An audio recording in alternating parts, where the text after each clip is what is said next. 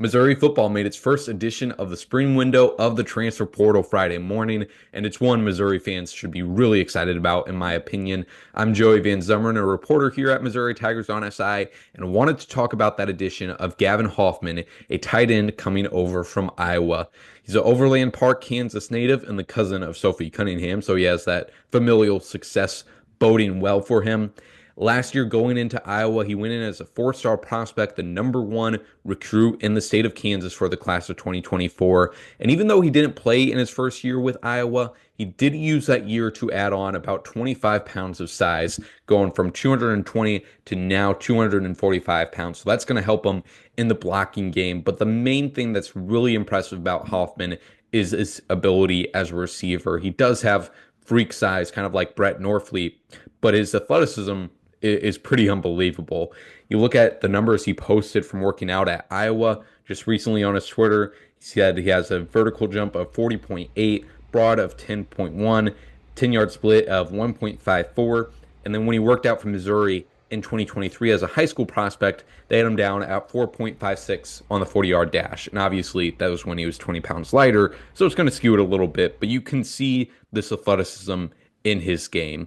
And as a measuring stick, for these numbers, I took a look at the combine numbers from this past year for tight ends.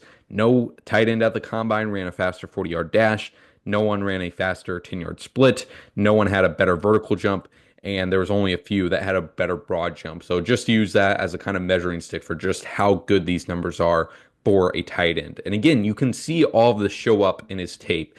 As a receiver, you kind of see him use that vertical jump to his advantage quite a bit. He can basically moss defenders as a tight end, which is pretty rare. And so also with that size, with that ability to move quickly horizontally, I think he's going to fit really well into this Missouri system that's going to ask its tight ends to block out on the perimeter, move horizontally in this wide zone system. He can also line up in the backfield. They had him do that a little bit at Iowa, kind of like we saw Brett Norfleet line up in that H-back role this year in the backfield. And I think there's definitely a similar role there for Gavin Hoffman. He does have 31 inch and a quarter arm, so it's a little bit smaller than the average, but shouldn't be a problem. Should still be able to get moving on the outside well enough. He played wide receiver and tight end in high school, and you can definitely see that he's has that receiver ability in him. He set the school's receiving record for career receiving touchdowns with 18. And so I'm interested to see how this Missouri tight end room kind of shakes up for this next year. Again, you got Brett Norfleet in there. He's coming off his injury, but should be fully recovered by the time the season rolls around.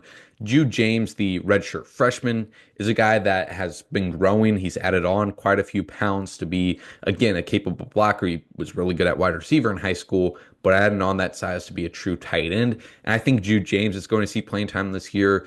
Jordan Harris is a really good blocker, not the best receiver, but you have him in that mix as well.